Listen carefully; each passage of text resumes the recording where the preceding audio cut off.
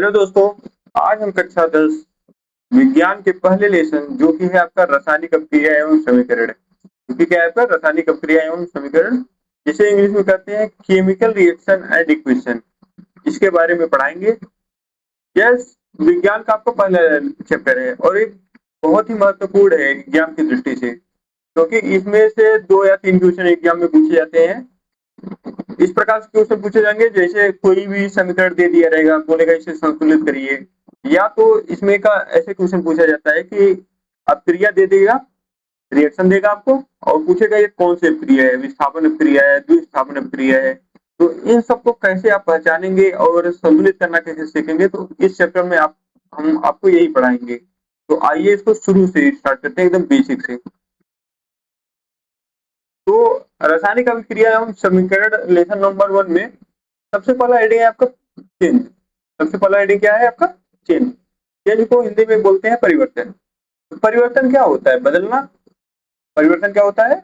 बदलना। किसी भी चीज का बदल जाना ही क्या कहलाता है? परिवर्तन। कोई भी बदल जाता है। तो जैसे किसी भी चीज के रूप, आकार, रंग या उसकी अवस्था, कौन कौन सी चीजों में?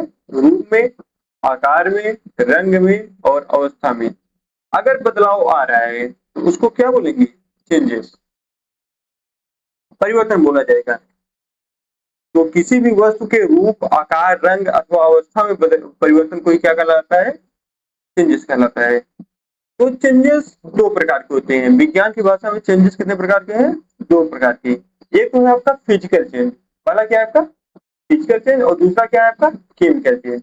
फिजिकल चेंज को भौतिक परिवर्तन बोलते हैं और केमिकल चेंज को क्या बोलते हैं? रासायनिक परिवर्तन।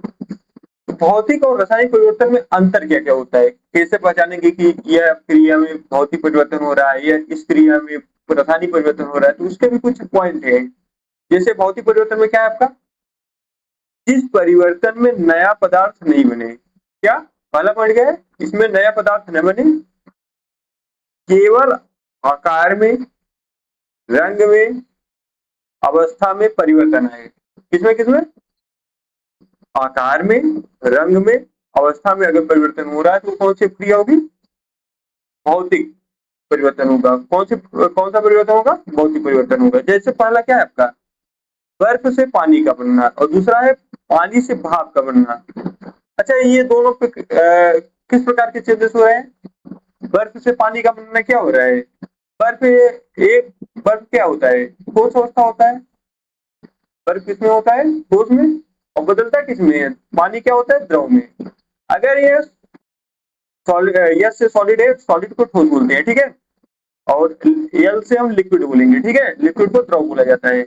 सॉलिड से लिक्विड में बदलना है, ठोस से द्रव में बदलना है, तो इसकी अवस्था में परिवर्तन होता है। पदार्थ की कितनी अवस्थाएं होती है? 3 अवस्था। ठोस, द्रव, गैस। तो ये क्या हो रहा है? इसकी अवस्था में परिवर्तन हो रहा है। ठोस से किसमें कन्वर्ट हो रहा है? लिक्विड में। तो इसमें अवस्था में परिवर्तन हो रहा है। उसी प्रकार पानी से भाप बन रहा है, तो ये द्रव से गैस बन रहा होगा, इसके भी अवस्था में परिवर्तन होगा। कागज काटना, अगर आप कागज को काट रहे हैं तो उसके आकार में परिवर्तन होगा। उसी प्रकार नमक पानी में घुलना, नमक पानी में घुलना। अब नमक को पानी में घोलोगे तो सोडियम, नमक का सूत्र क्या होता है? NaCl। अब इसको किसमें बोलेंगे हम? जल में। जल का सूत्र है H2O, ठीक है। तो इसको बोलते हो आपने, तो Na किससे जुड़ता है? NaOH से जुड़ता है और Cl एक H से जुड़ता है। NaOH बना लेता है और Cl बना लेता है, ठीक है। उसमें परिवर्तन तो होता है, लेकिन ये अपनी प्रकृति को नहीं छोड़ता। नमक अपनी प्रकृति को छोड़ता है और पानी अपनी प्रकृति को नहीं छोड़ता, इसलिए ये भौतिक चेंज होता है, ठीक है। अब आते हैं रासायनिक परिवर्तन में। रासायनिक परिवर्तन में क्या क्या होता है? जिस परिवर्तन में नया पदार्थ बनने, इसमें क्या होता था? नया पदार्थ नहीं बनता था, इसमें क्या है? नया पदार्थ बन रहा है, ठीक है। और उसके गुण भी बदल जाए, ठीक है। जिस परिवर्तन में नया पदार्थ बने और उसके गुण बदल जाए, इसको कौन सा बोलते हैं? Chemical change. तो क्या बोला जाएगा? Chemical change. इसमें क्या होता है? इसका एग्जाम्पल देखते हैं। ये लोहे में जंग लगना। लोहे में जंग लगता है। लोहा क्या होता है आपका? आयरन। आयरन का सूत्र आप पता ही होगा, Fe। लोहे में जब जंग लगता है, ठीक है, आयरन को क्या बोलते हैं? फेरस, ठीक है। तो लोहे में जंग कैसे लगता है? लोहे को जब आप नमी वाले स्थान पे रखोगे तो लोहा नमी से क्रिया करके फिर ऑक्साइड बना लेता है, जिससे लोहे पे एक भूरे रंग की परत चढ़ जाती है। तो यह एक रासायनिक अपक्रिया हो रही है, ठीक है। अगला है आपका दूध से दही का बनना। दूध से दही का बनना, दूध का गुड़ अलग होता है, दही का गुड़ अलग हो रहा है, ठीक है। भोजन पकना, अब भोजन दो या दो से अधिक पदार्थों से मिलकर बन रहा है कि नहीं बन रहा है? भोजन पकना यानी भोजन में तो कई सामग्रियां लगती है, तेल, मसाला, आलू या फिर कई सब्जियां लगती होंगी, ठीक है। कई सारे पदार्थ मिलकर एक नया प्रोडक्ट बनाते हैं, ठीक है। एक प्रोडक्ट बना रहे हैं जिसका स्वाद इन चारों को मिलाकर होगा, एक नया स्वाद होगा। तो एक नए गुणधर्म वाला पदार्थ बना रहा है, ठीक है। उसी प्रकार लकड़ी का जलना, लकड़ी की जलना एक दहन अक्रिया होती है, और दहन अक्रिया किसमें होती है? रासायनिक अक्रिया में। तो सिंपल से आप याद रखना, भौतिक परिवर्तन में क्या होता है? नए पदार्थ का निर्माण नहीं होता, रासायनिक परिवर्तन में नए पदार्थ का निर्माण होता है। इसमें आकार, रंग, अवस्था बदल जाते हैं, ठीक है। लेकिन इसमें जो नया पदार्थ बन रहा है उसका गुण पुराने वाले पदार्थ से अलग होगा। यही है भौतिक परिवर्तन और रासायनिक परिवर्तन में अंतर। अब आगे देखते हैं, कुछ क्वेश्चन है, जैसे पहला क्वेश्चन है आपका मोम का पिघलना। मोम का पिघलना, मोम तो आप देखे होंगे ना, मोमबत्ती। मोम का पिघल जाना कौन सी अक्रिया होगी? मोम का पिघलना एक भौतिक अक्रिया होता है, फिजिकल चेंज होता है। कौन सा चेंज होता है? फिजिकल चेंज होता है। क्यों होता है? ये देख लो, मोम क्या होता है? पहले सॉलिड होता है। मोम क्या होता है? सॉलिड होता है। और कन्वर्ट किस में हो रहा है? लिक्विड में कन्वर्ट हो रहा है। ठोस से किस में कन्वर्ट हो रहा है? द्रव में कन्वर्ट हो रहा है। तो मोम का पिघलना एक फिजिकल चेंज यानी भौतिक परिवर्तन होगा, क्योंकि इसकी अवस्था में परिवर्तन हो रहा है। अगर यही क्वेश्चन पूछ दिया आपका, मोम के पिघलने की जगह पे मोम का जलना, क्या पूछ दे? मोम का जलना पूछ दे। अगर मोम का जलना पूछ देगा, मोम का जलना पूछा, तो ये दहन अपक्रिया, अभी हमने बताया था लकड़ी का जलना क्या है? दहन अपक्रिया। अगर कोई चीज जल रही है तो जलती कैसे? कोई पदार्थ क्यों जलता है? जब वो ऑक्सीजन से अपक्रिया करता है, ठीक है। तो अपक्रिया करेगा तो यानी वो रासायनिक चेंजेस होगा उसमें।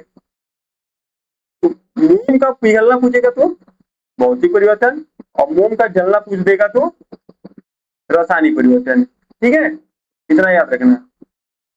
उसी प्रकार अगला कौन सा है आपका? दूध से दही का बनना। दूध से दही का बनना अभी हमने बताया।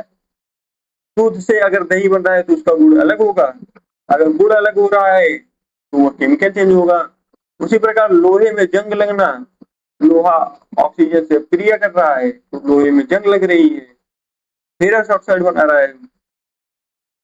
तो उसमें एक परत जम जाती है भूरे रंग की, जो कि क्या करती है? लोहे को गला देती है। अगला है पानी का उबलना। अगर पानी उबल रहा है तो पानी को उबलने में क्या होता है? पानी को जब आप गर्म करोगे, पानी को आप जब गर्म करोगे तो क्या होता है? पानी वाष्प बन के उड़ने लगता है, ठीक है। तो ये लिक्विड से किसमें कन्वर्ट हो रहा है? गैस में।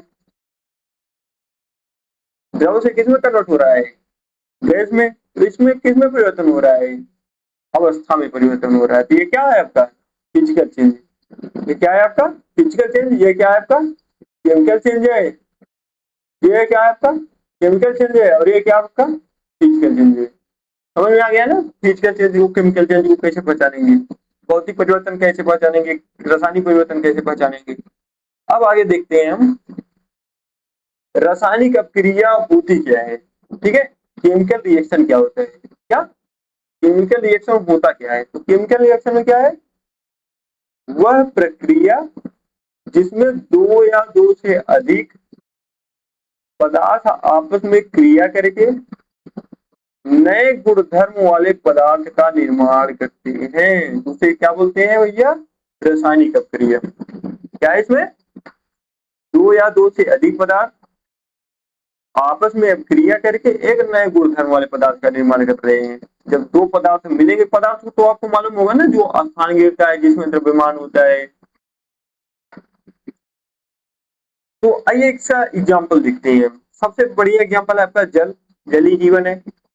तो जल का सूत्र क्या होता है? H2O। अब H2O में क्या क्या मिक्स है, H2O में क्या क्या मिला है, इसमें दिया है ना, दो या दो से अधिक पदार्थ आपस में क्रिया कर रहे हैं और एक नए गुणधर्म वाले पदार्थ का निर्माण कर रहे हैं। तो H2O भी तो है एक पदार्थ आपका, ठीक है, यौगिक है, समझ लो H2O क्या है, यौगिक है। ये मिलकर किससे बना होगा, एक H2O से बना होगा और एक O2 से बना होगा, सिंपल सी बात है। जल का सूत्र यही तो होता है ना, 2H2 प्लस O2 H2O। इसमें एक पदार्थ क्या है आपका, हाइड्रोजन है, और दूसरा पदार्थ क्या है आपका, ऑक्सीजन है। एक पदार्थ क्या है, हाइड्रोजन, और दूसरा पदार्थ क्या है आपका, ऑक्सीजन। अगर हाइड्रोजन और ऑक्सीजन मिल रहे हैं तो एक पदार्थ ये हो गया, दूसरा पदार्थ ये हो गया। तो इसमें कहा है ना दो या दो से अधिक पदार्थ, इसमें हमने दो पदार्थ को लिया है, आपस में क्रिया करेगी, आपस में ये दोनों क्या कर रहे हैं, आपस में क्रिया कर रहे हैं और एक नए गुणधर्म वाले पदार्थ का निर्माण कर रहे हैं। इसमें हाइड्रोजन की क्वालिटी अलग है, ऑक्सीजन की क्वालिटी अलग है, ये दोनों आपस में मिलकर एक नए क्वालिटी वाले प्रोडक्ट का निर्माण कर रहे हैं, प्रॉपर्टी वाले प्रोडक्ट का निर्माण कर रहे हैं, ठीक है। प्रॉपर्टी मतलब क्या होता है, गुणधर्म, ठीक है। तो हाइड्रोजन एक गैस होती है, ऑक्सीजन भी एक गैस होती है, लेकिन हाइड्रोजन ऑक्सीजन से क्रिया करता है तो एक द्रव का निर्माण कर रहा है, किसका, द्रव का निर्माण कर रहा है। तो यही है रासायनिक अभिक्रिया कि दो या दो से अधिक पदार्थ आपस में जब अभिक्रिया करेंगे एक नए गुणधर्म वाले पदार्थ का निर्माण करेंगे, उसी को क्या बोलते हैं, रासायनिक अभिक्रिया। इसका उदाहरण भी आप देख लो, यहीं पे क्या है आपका, लोहे में जंग लगना। लोहे में जंग क्यों लगता है, क्योंकि इसमें नमी होती है या क्रिया करता है, फेरस ऑक्साइड, फेरस ऑक्साइड बना लेता है, ठीक है। जिससे क्या होता है, यह इससे इसमें कन्वर्ट हो जाता है, ठीक है।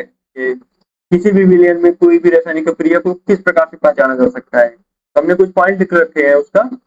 पहला जैसे आपका रंग बदलना, और दूसरा है गैस निकलना, तीसरा तापमान में बदलना, और चौथा अवक्षेप बनना, पांचवा गया है अवस्था में परिवर्तन। तो रंग बदलना क्या है, जब किसी, जब दो पदार्थों को मिक्स करोगे, दो पदार्थों को मिलाओगे, अगर उसका कलर अलग अलग हो जा रहा है, कलर दोनों से डिफरेंट आ रहा है, या फिर कोई नया कलर उत्पन्न हो रहा है, ठीक है, उसमें समझ लो रासायनिक क्रिया हो रही है, ठीक है। जैसे क्या है आपका सिल्वर नाइट, कॉपर सल्फेट है, कॉपर सल्फेट में आप क्या डाल रहे हैं, लोहे की कील डाल रहे हैं। एक कॉपर सल्फेट है, कॉपर सल्फेट में जब आप, कॉपर सल्फेट नीले रंग का होता है, ठीक है, कॉपर सल्फेट कौन से रंग का होता है, नीले रंग का। लेकिन जब आज आप इसमें लोहे की कील डालोगे, लोहे की जब इसमें कील मिक्स कर देते हैं, तो नीले से किस में कन्वर्ट हो जा रहा है, हरे रंग में। नीले से किस में हो जाता है, ये हरे रंग में, जिससे पता लगता है कि इसमें रासायनिक अभिक्रिया हो रही है। कलर का चेंज होना एक किसका प्रतीक है, रासायनिक अभिक्रिया का। अगर इसमें आप और भी उदाहरण देखना चाहोगे तो आप लिटमस पेपर का उदाहरण ले सकते हैं, ठीक है। लिटमस पेपर में क्या होता है, लाल लिटमस पेपर नीले में बदल जाता है, नीले लिटमस पेपर लाल में बदल जाता है। वो आपको हम लोग क्षार और लवण वाले चैप्टर में पढ़ाएंगे। और अब आगे देखते हैं, इसका दूसरा पॉइंट है आपका गैस निकलना, ठीक है। अगर आप दो पदार्थों को मिक्स कर रहे हैं, दो पदार्थों को मिक्स कर रहे हैं और उससे कोई अजीब सी स्मेल आ रही है, या उससे कोई गैस उत्पन्न हो रही है, तो उससे पता लगेगा कि यह रासायनिक अभिक्रिया है। तो रासायनिक अभिक्रिया को पहला पहचानने का तरीका है रंग, अगर रंग बदलता हुआ दिख रहा है तो रासायनिक अभिक्रिया है। दूसरा क्या है आपका, उससे गैस उत्पन्न हो रही है। तो इसका एग्जाम्पल देख लेते हैं हम, जैसे क्या है आपका सोडियम कार्बोनेट है, सोडियम कार्बोनेट में क्या मिला गया, हाइड्रोक्लोरिक अम्ल। सोडियम कार्बोनेट है, सोडियम में क्या मिला गया, हाइड्रोक्लोरिक अम्ल, जिससे NaCl, H2O और CO2 मिला, ठीक है। NaCl, H2O और CO2, नमक, जल और कार्बन डाइऑक्साइड, ठीक है। सोडियम कार्बोनेट को क्या बोलते हैं हम, धामन सोडा। सोडियम कार्बोनेट को क्या बोलते हैं हम, धामन सोडा, या फिर वाशिंग सोडा बोलेंगे। वाशिंग सोडा में जब आप अम्ल को मिलाओगे, ये Cl को, ठीक है, तो उससे एक अजीब सी स्मेल आएगी, ठीक है, स्मेल आएगी, या फिर उससे कोई गैस निकलेगी। तो अगर रासायनिक दो पदार्थों को मिक्स कर रहे हैं, उससे गैस निकल रही है, उसका कलर बदल रहा है, तो रासायनिक अभिक्रिया है। तीसरा क्या है आपका, तापमान में परिवर्तन। तापमान परिवर्तित हो रहा है। अगर दो पदार्थों को आपस में मिक्स कर रहे हो, या तो ज्यादा गर्म हो जा रहा है या तो ठंडा हो जा रहा है, तो कौन सी क्रिया होगी? रासायनिक अभिक्रिया होगी। इसका एग्जाम्पल आप नीचे देख सकते हो, कैल्शियम ऑक्साइड है, में पानी डाल रहे हो, कैल्शियम ऑक्साइड क्या है आपका? बिना बुझा हुआ चूना। बिना बुझे हुए चूने में जब आप पानी को डालोगे तो तापमान बढ़ जाता है इसका, ठीक है, वो खौलने लगता है जिसे देखोगे आप, जिससे गर्मी महसूस होती है। तो तापमान में अगर वृद्धि हो रही है, तापमान में कमी आ रही है, तो यह किसका पहचान है आपका? रासायनिक अपक्रिया का। चौथा है अवक्षेप का बनना। चौथा क्या है आपका? अवक्षेप का बनना। अवक्षेप कैसे बनता है? अवक्षेप होता क्या है? अवक्षेप वो होता है जब आप दो या दो से अधिक पदार्थ मिला रहे हो, उससे एक जो नया पदार्थ बन रहा है वो ठोस रूप में आ रहा है। किसके रूप में? सॉलिड हो रहा है, ठीक है। अगर वो ठोस रूप में आ रहा है, ठीक है, ठोस का मतलब क्या होगा? वो जल में घुलनशील न हो, जल में अघुलनशील हो, उसी को क्या बोलते हैं? अवक्षेप। जैसे आप पानी में अगर बालू को डाल दे रहे हैं, ठीक है, अगर पानी का गिलास है उसमें क्या डाल दे रहे हैं? बालू वालू को डाल रहे हैं, या फिर रेत को डाल दे रहे हैं, ठीक है, या फिर कंकड़ को डाल दे रहे हैं, तो पानी में घुलन है, अघुलनशील पदार्थ। जो नीचे पानी के तली पे बैठ रहा है वह क्या होता है आपका? अवक्षेप पदार्थ हो रहा है। तो रासायनिक अपक्रिया की एक पहचान है कि इसमें अवक्षेप भी बनता है, ठीक है। और लास्ट क्या है? अवस्था में परिवर्तन। अवस्था में परिवर्तन आप समझ ही गए हैं कि अगर कोई चीज ठोस से द्रव में बदल जा रही है, द्रव से गैस में बदल जा रही है। अभी हमने उदाहरण दिया था ना ये H2O का, दो गैस मिलकर एक द्रव का निर्माण कर रहे थे, तो ये कौन सी अपक्रिया होगी? रासायनिक अपक्रिया है, ठीक है। अब नेक्स्ट पॉइंट है आपका रासायनिक समीकरण। अभी हमने रासायनिक अपक्रिया पढ़ लिया, अब अगला पॉइंट है रासायनिक समीकरण। तो रासायनिक अपक्रिया और रासायनिक समीकरण में अंतर क्या होता है ये देख लो पहले। तो रासायनिक समीकरण पहले देखते हैं। जिस प्रक्रिया में अभिकारकों और उत्पादों को रासायनिक संकेतों एवं सूत्रों द्वारा लिखा जाता है, उसे क्या कहते हैं? रासायनिक समीकरण, ठीक है। इसमें क्या है? अभिकारक उत्पाद क्या क्या होते हैं पहले ये समझ लो। जैसे इसमें क्या है? एक हाइड्रोजन है और एक ऑक्सीजन है। हाइड्रोजन और ऑक्सीजन मिलकर क्या बना रहे हैं? जल। हाइड्रोजन मिलकर और ऑक्सीजन मिलकर क्या बना रहे हैं? जल बना रहे हैं। तो ये देखो एक नाम दिया गया है, इसमें रासायनिक अपक्रिया हो रही है कि हाँ हाइड्रोजन और ऑक्सीजन मिल रहे हैं और जल बन रहा है, ठीक है। ये तो नाम हो गया, ठीक है। अगर इसको सूत्र के रूप में लिख दिया जाए, इसको किसके रूप में लिख दिया जाए? सूत्र के रूप में। जैसे 2H2 + O2 H2O। अगर अभिकारक को, अभिकारक क्या होते हैं? तीर के पहले वाले जो चीज जो भी पदार्थ होते हैं, ठीक है, ये तीर है, एरो, एरो के पहले वाले जितने भी प्रोडक्ट होते हैं, जितने भी पदार्थ होते हैं, ये क्या होते हैं? आपके अभिकारक होते हैं। क्या होते हैं? अभिकारक। और तीर के बाद वाला जो पदार्थ होता है वो क्या होता है? आपका उत्पाद होता है। इतना याद रखना। तीर के बाद वाला, तीर के सामने वाले बोल सकते हो, जो तीर के सामने होता है वो उत्पाद होता है, तीर के पहले जो होता है वो क्या होता है? अभिकारक होता है। अभिकारक और उत्पाद को सूत्र के रूप में लिख दिया जाए तो इसको क्या बोलते हैं? रासायनिक समीकरण है। तो रासायनिक अभिक्रिया और समीकरण समझ गए ना। रासायनिक अभिक्रिया वह होती है जिसमें दो या दो से अधिक पदार्थ मिलाकर एक नए गुणधर्म वाले पदार्थ का निर्माण करने हैं, उसको क्या बोलते हैं? रासायनिक अभिक्रिया। और रासायनिक अभिक्रिया को अगर सूत्र के माध्यम से लिख दे रहे हो तो उसको क्या बोलते हैं? समीकरण। रासायनिक अभिक्रिया और समीकरण में कोई कंफ्यूजन तो नहीं होना चाहिए। उसी प्रकार यहाँ पे देख लो, मैग्नीशियम है ऑक्सीजन, मैग्नीशियम ऑक्साइड बना रहा है, Mg + O2 2MgO, यही है, ठीक है। मैग्नीशियम का सूत्र क्या होता है? Mg। ऑक्सीजन का सूत्र O2। मैग्नीशियम ऑक्साइड का सूत्र होता है 2MgO। तो अगर ये रासायनिक अपक्रिया को हमने सूत्र के रूप में लिख दिया तो क्या होता है? रासायनिक समीकरण। अब आगे देखते हैं भैया क्या है चिन्ह क्या होता है, ठीक है। देखो आप रासायनिक समीकरण को जब भी देखोगे तो उसमें कुछ चिन्ह दिया रहेगा, कुछ ऐसे, कभी ऐसे दिया रहेगा, कभी इस प्रकार से तीर दिया रहेगा, कभी इस प्रकार से तीर दिया रहेगा। कभी ऐसे डेल्टा बना हुआ है रे का, वो क्या क्या होता है, इसका मतलब क्या क्या होता है, ठीक है। तो रासायनिक ये याद रख लेना है, ठीक है, ये महत्वपूर्ण बिंदु है आपका कि रासायनिक अपक्रिया में क्या हो रहा है, इससे यह पता लगता है रासायनिक अपक्रिया में हो क्या रहा है। जैसे ये तीर आपका क्या दर्शाता है, कोई चीज अगर बन रही है, ये तीर क्या दर्शाता है, कोई चीज बन रही है, तो सामने वाले तीर का, जैसे इसका उदाहरण ले लेते हैं, जैसे जल सबसे बढ़िया उदाहरण है, सबसे सरल उदाहरण है आपका जल ही जीवन वाला। तो क्या बन रहा है, ये टू, इसके सामने ये वाला तीर दिखा, ये वाला दिखा ना, ये इस वाले तीर का क्या मतलब है कि हमने हाइड्रोजन और ऑक्सीजन को मिलाया तो कोई चीज बन रही है, क्या बन रहा है आपका, जल बन रहा है, क्या बन रहा है आपका, जल बन रहा है। अगर कोई चीज बन रही है तो इस तीर का यूज किया जाएगा, ठीक है। और दूसरा है आपका,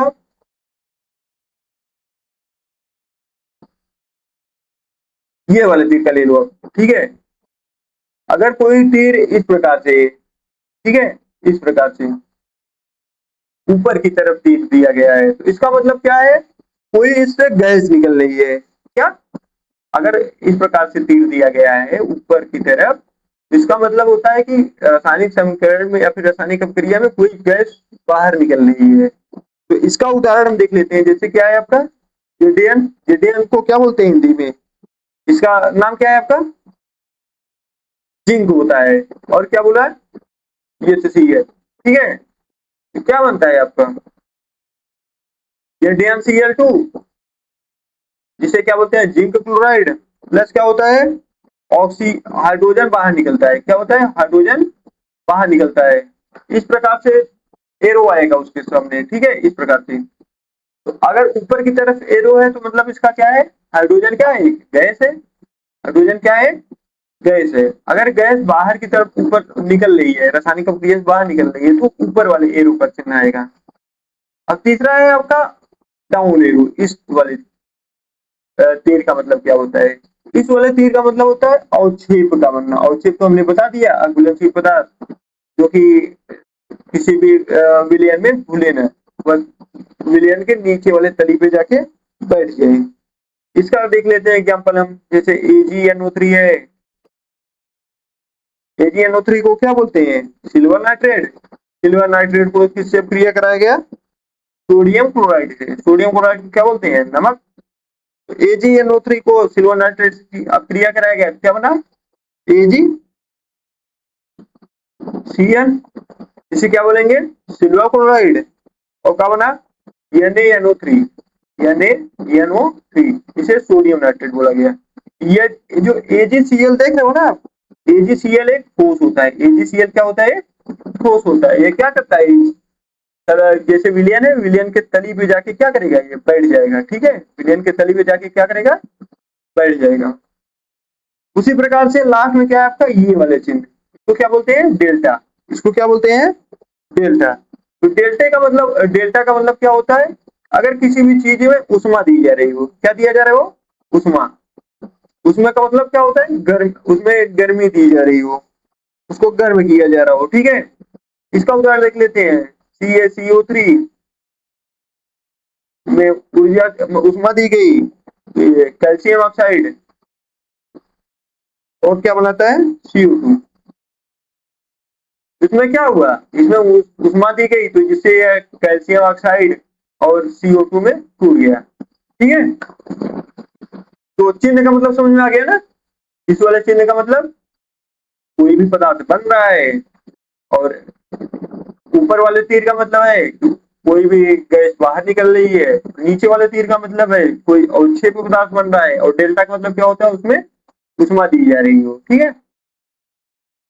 उसी प्रकार इसमें भी होता है अवस्था, जैसे अवस्था तो तीन ही होती है, सॉलिड लिक्विड गैस। तो अगर यस दिया रहा है तो सॉलिड है, एल दिया रहा है लिक्विड है, और जी दिया गया है गैस है। सॉलिड को क्या बोलते हैं, ठोस, लिक्विड को क्या बोलते हैं, द्रव, जी को क्या बोलते हैं, गैस। उसी प्रकार एक होता है इक्वस, ये भी दिया रहता है। इक्वस का मतलब है कोई चीज अगर पानी में, वाटर में मिक्स हो रही है, ठीक है, अगर वो कोई भी पदार्थ पानी में मिक्स है, घुलनशील है, उसको क्या बोला जाता है? एक्वस। तो आप इसको हमेशा याद रखना, चिन्ह को और इसको। तो देखो किसी भी, जैसे H2O जब भी दिया रहेगा ना, H2O के मध्य Al लिखा रहेगा, ठीक है। तो उसी प्रकार से आप संकेतों को पहचानना सीख जाइए रासायनिक समीकरण। रासायनिक समीकरण में ये चीजें बार बार आएंगी, इसलिए हमने पहले ही बता दिया है, ठीक है। अब आते हैं, अगला है आपका संतुलित रासायनिक समीकरण। क्या है आपका? संतुलित रासायनिक समीकरण। अभी तक हमने इस चैप्टर का बेसिक बताया बस, लेकिन अब यहाँ से देखो आपका चैप्टर स्टार्ट होता है, संतुलित रासायनिक समीकरण। यहाँ से आपके बोर्ड की एग्जाम में क्वेश्चन बनना स्टार्ट हो जाएंगे, ठीक है। तो संतुलित रासायनिक समीकरण होता क्या है, ये देख लो पहले आप। संतुलित रासायनिक समीकरण वह है जिसमें समीकरण के दोनों पक्ष, अभिकारक और उत्पाद, अभिकारक उत्पाद बता ही दिया हमने, तीर के बाद वाला उत्पाद होता है, तीर के पहले वाला अभिकारक होता है, में प्रत्येक तत्वों के परमाणुओं की संख्या बिल्कुल समान होनी चाहिए। तो वह क्या कहलाएगा आपका? संतुलित रासायनिक समीकरण। तो संतुलित रासायनिक समीकरण क्या होता है? इसमें बायां पक्ष और दायां पक्ष, या फिर लिख सकते हो तीर के पहले वाला या फिर तीर के बाद वाला, या तो बोल सकते हो इसे अभिकारक, या तो इसे बोल सकते हो उत्पाद। तो रासायनिक समीकरण, संतुलित रासायनिक समीकरण वह होता है जिसमें अभिकारक में परमाणुओं की संख्या उत्पाद में परमाणुओं की संख्या के बराबर होनी चाहिए, ठीक है। अगर अभिकारक में परमाणुओं की संख्या जितनी है उतना उत्पाद में परमाणुओं की संख्या है, तो यह संतुलित रासायनिक समीकरण कहलाएगा, ठीक है। अगर अभिकारक में जाता है उत्पाद में कम है, या फिर उत्पाद में जाता है अभिकारक में कम है, तो यह क्या होगा? आपका असंतुलित रासायनिक समीकरण होगा। तो संतुलित रासायनिक समीकरण के जो नियम है, तो नियम क्या कहता है इसका?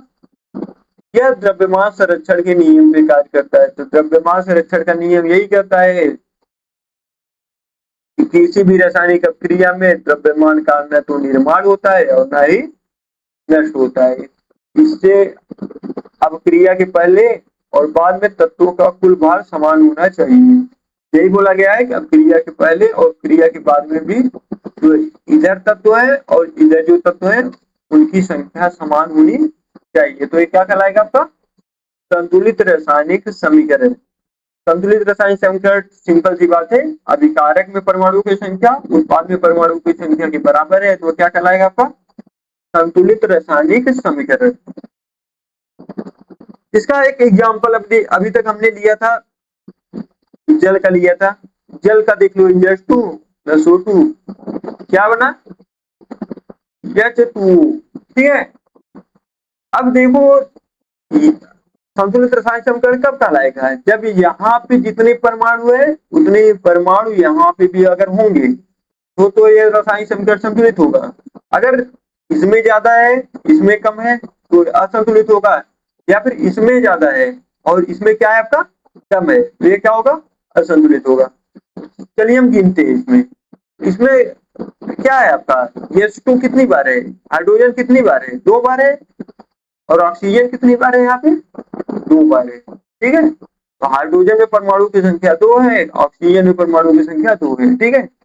लेकिन लेकिन लेकिन यहाँ पे देखिए, हाइड्रोजन में तो 2 परमाणु हैं, हाइड्रोजन में 2 परमाणु हैं, लेकिन ऑक्सीजन में एक ही परमाणु है। ऑक्सीजन में कितना परमाणु है? एक ही परमाणु है। अब भैया क्या करेंगे हम?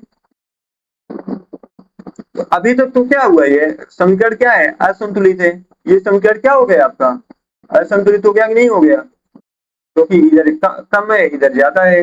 इसको संतुलित कैसे करेंगे? तो संतुलित कैसे करेंगे? आगे चलो इसको देखते हैं, संतुलित इसको कैसे किया जाए। समीकरण को संतुलित करने के कुछ नियम दिए गए हैं, ठीक है। समीकरण को संतुलित करने के कुछ नियम दिए गए हैं। तो पहला नियम क्या बोलता है भैया आपका? समीकरण संतुलित करने के लिए दोनों पक्षों में सही सूत्र को लिखा जाए, ठीक है। आप पहले जैसे मैग्नीशियम है ऑक्सीजन है, मैग्नीशियम ऑक्साइड बना रहा है, सूत्र को पहले लिखो आप सही से एकदम, ठीक है। आप पहले सही से क्या लिखेंगे? सूत्र को। तो मैग्नीशियम को हमने मैग्नीशियम का सूत्र Mg होता है, ऑक्सीजन का सूत्र O2 होता है और मैग्नीशियम ऑक्साइड का सूत्र Mg होता है। ठीक है, अब दूसरा दिया गया है आपका, दोनों तरफ परमाणु की संख्या की गिनती कर लेनी चाहिए। ठीक है, दोनों तरफ परमाणु की संख्या की जब हम गिनती कर रहे हैं तो यहाँ पे मैग्नीशियम एक बार है, यहाँ पे मैग्नीशियम एक बार है, यहाँ पे ऑक्सीजन कितनी बार है, दो बार है, यहाँ पे ऑक्सीजन कितनी बार है, एक बार है। ठीक है, तो अभी तक तो यह समीकरण क्या है आपका, असंतुलित है। ठीक है, क्योंकि इधर ऑक्सीजन एक है, इधर ऑक्सीजन दो है। तीसरा क्या बोला गया है आपका, सूत्र नहीं बदलता, केवल गुणांक बदलते हैं। सूत्र नहीं बदलता, केवल गुणांक बदलते हैं, इसका मतलब क्या है, देखो जैसे अभी हमें इसको बदलना है। ठीक है, यहाँ पे Mg है, O है। ठीक है, हमें एक ऑक्सीजन और चाहिए इसमें। ठीक है, एक ऑक्सीजन चाहिए तो हम डायरेक्ट यहाँ पे O2 नहीं लिख देंगे, इसमें परिवर्तन कभी नहीं करेंगे। ठीक है, हमेशा परिवर्तन गुणांक में किया जाता है। गुणांक का मतलब क्या होता है आपका, गुणांक का मतलब सिंपल सा ये होता है, रुक बता रहे हैं एक सेकंड।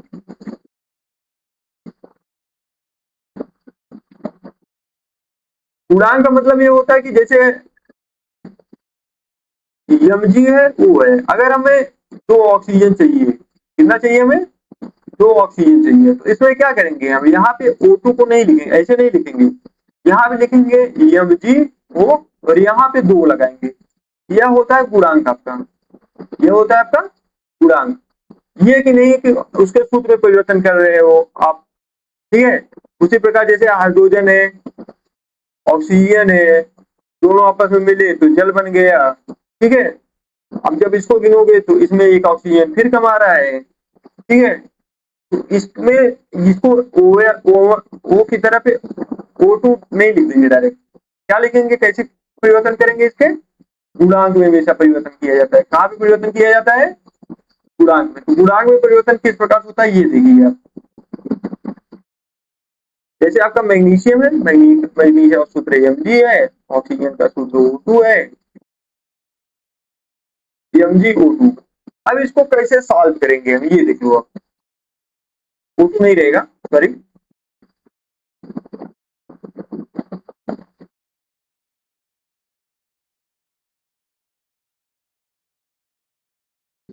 तो एक ऑक्सीजन को कैसे बढ़ाएंगे हम, तो यहाँ पे दो लगा देंगे हम, सिंपल सी बात है। ठीक है, अगर दो को हम लगा दिए तो यहाँ पे मैग्नीशियम दो हो गया, ऑक्सीजन दो हो गया, ऑक्सीजन तो यहाँ पे इसके बराबर हो गया, लेकिन यहाँ पे एक मैग्नीशियम ज्यादा बढ़ गया और यहाँ पे एक ही मैग्नीशियम है, तो यहाँ पे भी दो लगा देंगे। दो मैग्नीशियम इधर भी हो गए, दो मैग्नीशियम इधर हो गया, दो ऑक्सीजन यहाँ पे भी है, दो ऑक्सीजन यहाँ पे भी, दो एक का दो। इसका पूरा होता है, याद रखना ठीक है। अगर 2Mg लिखा है, 2MgO लिखा है, तो इसका मतलब क्या है, दो गुणे Mg और दो गुणे O।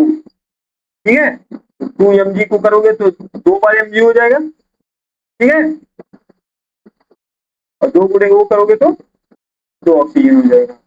तो गुणांक का मतलब ये है। ठीक है, तो समझ में आ गया ना इसको संतुलित कैसे किया जाता है। अगला पॉइंट है, एक समय में केवल एक तत्व को ही संतुलित करना चाहिए। जैसे आप एक समय में आप जैसे हमने पहले क्या किया, ऑक्सीजन को संतुलित किया, फिर बाद में किसको संतुलित किया, मैग्नीशियम को। हमेशा एक समय में ये नहीं कि आप इसको भी एक टाइम पे ही संतुलित कर रहे हैं, इसको भी एक टाइम पे संतुलित कर रहे हैं। आप दोनों को जब संतुलित करने जाएंगे तो गड़बड़ हो जाएगा। आप हमेशा एक टाइम पे एक तत्व को पकड़ लीजिए जो कि सबसे कम मात्रा में हो। ठीक है, जो सबसे कम मात्रा में हो उसको पहले संतुलित करिए, फिर उससे ज्यादा मात्रा में जैसे O1 है, H2 है, ठीक है, F है, F1 है। ठीक है, सबसे पहले ON को संतुलित करेंगे, O1 को, फिर F1 को संतुलित करेंगे, फिर H2 को। जो ज्यादा मात्रा में उसको बाद में संतुलित किया जाता है, जो कम मात्रा में उसको पहले संतुलित किया जाता है, इतना याद रखना। ठीक है, उसी प्रकार इसका सही सही सूत्र लिख देते हैं, चलिए, M Mg plus O2 Mg O, यहाँ पे 2 लगाएंगे और यहाँ पे 2 लगा देंगे, संतुलित हो गया। उसी प्रकार हाइड्रोजन का सूत्र H2 होता है, ऑक्सीजन का सूत्र O2 होता है, जल बन गया। अब इसको संतुलित करिए आप, यहाँ पे 2 हाइड्रोजन है, यहाँ पे 2 हाइड्रोजन है, संतुलित है। लेकिन यहाँ पे 2 ऑक्सीजन है, यहाँ पे 1 ही ऑक्सीजन है, तो यहाँ पे क्या करेंगे, ऑक्सीजन की संख्या को बराबर करेंगे। अब यहाँ पे कितने ऑक्सीजन हो गए, ऑक्सीजन की संख्या तो बराबर हो गई, ऑक्सीजन कितनी संख्या है, 2, तो हाइड्रोजन कितने हो गए, इधर 4 हो गए, इधर हाइड्रोजन 2 ही है, यहाँ पे 2 लगा दूं, 2 दूनी 4 हाइड्रोजन, संतुलित हो गया कि नहीं हो गया। चलिए इसका और भी एग्जाम्पल देखते हैं हम।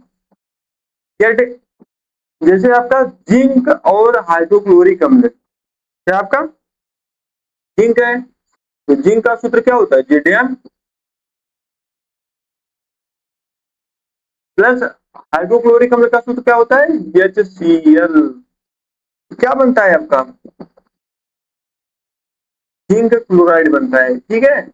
और क्या बनता है आपका, हाइड्रोजन मुक्त होती है। तो ये तो आपका सही से सूत्र, ठीक है। अब इसको संतुलित कैसे किया जाए, संतुलित करने के लिए चलिए देखते हैं हम एक एक करके। यहाँ पे जिंक एक बार है, यहाँ पे जिंक एक बार है, ठीक है।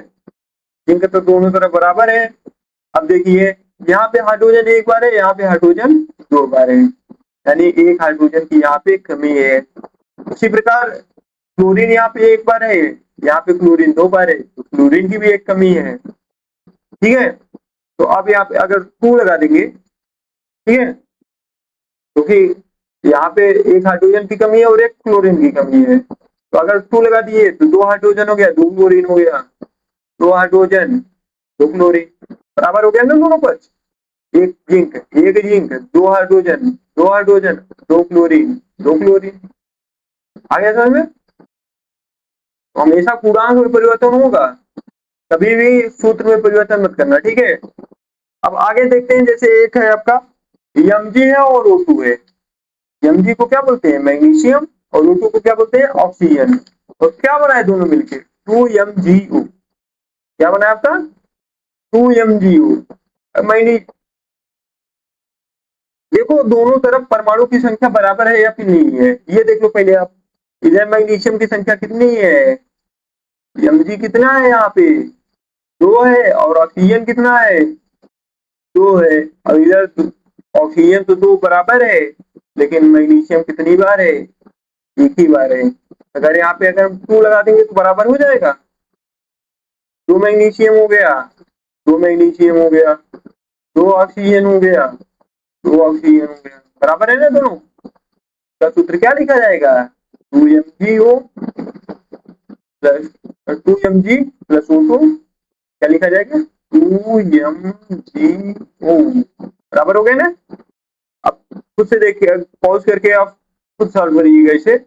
Zn प्लस HCl, क्या होना है, ZnCl2 प्लस H2, ठीक है। Zn को क्या बोलते हैं, जिंक है, HCl जिंक क्लोराइड बना, हाइड्रोजन बना। आप पहले क्या करेंगे, इसकी संख्या देखेंगे कितनी है, एक है, यहाँ पे कितनी है, एक है। अब H कितना बार है, यहाँ पे एक है, यहाँ पे कितनी बार है, 2 बार है, यानी कि यहाँ पे H की कमी है। यहाँ पे Cl एक बार है, यहाँ पे Cl, यहाँ पे Cl 2 बार है, यहाँ पे Cl एक बार है, यहाँ पे क्या लगाएंगे, 2 लगा देंगे। अब बराबर हो गया ना, 2 हाइड्रोजन इधर है, 2 क्लोरीन इधर, क्या हो जाएगा, Zn plus 2HCl ZnCl2 plus H2, हो गया ना। उसी प्रकार आप इसको देख लीजिए,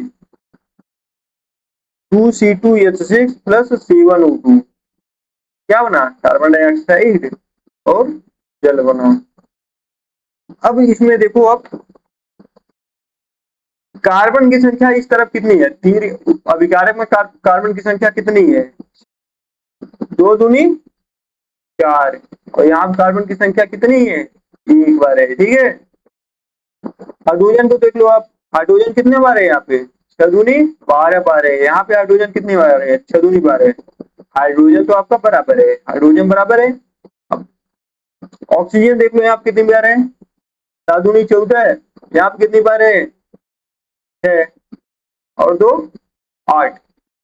इसको संतुलित कैसे करेंगे आप, इसको संतुलित कैसे करेंगे आप? इसको संतुलित करने के लिए क्या किया जाए? पहले आप सूत्र लिखिए, 2C2H6 प्लस K1O2। अब इसको संतुलित सबसे पहले क्या करेंगे आप? कार्बन को संतुलित करिए आप। सबसे पहले क्या करेंगे आप? किसको संतुलित करेंगे? कार्बन को। अगर हम यहाँ पे 4 लगा दें, कितना लगा देंगे हम? 4CO2 लिख दें हम। यहाँ क्या लिखेंगे हम? 4CO2 लिख दिया जाए। कार्बन बराबर हो रहे हैं, दोनों तरफ नहीं बराबर हो जा रहे हैं। 4 कार्बन इधर है और 2 दूनी 4 कार्बन इधर है। कार्बन तो आपका कितना हो गया? बराबर हो गया। अब दूसरे नंबर पे आता है, आप ऑक्सीजन को बराबर करिए। ऑक्सीजन इस साइड कितना था? 7 दूनी 14 बार था, और इधर ऑक्सीजन कितनी बार है?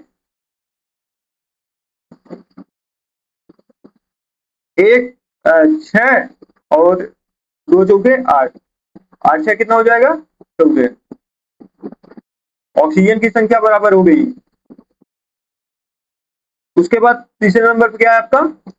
हाइड्रोजन को बराबर कर लीजिए। हाइड्रोजन कितनी बार है? 6 दूनी 12 इधर ही है और 6 दूनी 12 इधर भी है। तो यह समीकरण संतुलित हो गया कि नहीं हो गया? सिर्फ हमने क्या लगाया है यहाँ पे? 4 लगा दिया। क्या लगाया यहाँ पे? सिर्फ 4। यहाँ पे सिर्फ क्या लगेगा? अगर यहाँ पे हम 4 लगा दिए बस, यहाँ पे CO2 लिखा है, यहाँ पे अगर हमने सिर्फ क्या जोड़ दिया? 4CO2 जोड़ दिया, क्या हो गए? दोनों तरफ के पक्ष आपके बराबर हो गए। और भी है, जैसे आपका 3Fe है, H2O है, या फिर 3 है, और यहाँ पे 3Fe है, यहाँ पे Fe3 है। आयरन की संख्या यहाँ पे 3Fe है, यहाँ पे भी 3Fe है। आयरन की संख्या क्या है आपका? बराबर है। लेकिन ऑक्सीजन यहाँ पे कितनी बार है? 4 बार। यहाँ पे कितनी बार है? 1 बार। ठीक है, तो यहाँ पे क्या लगाएंगे हम? 4H2O। अगर 4H2O लगाएंगे तो क्या हुआ? यहाँ पे 4 ऑक्सीजन हो गए, 4 ऑक्सीजन हो गए, प्लस यहाँ पे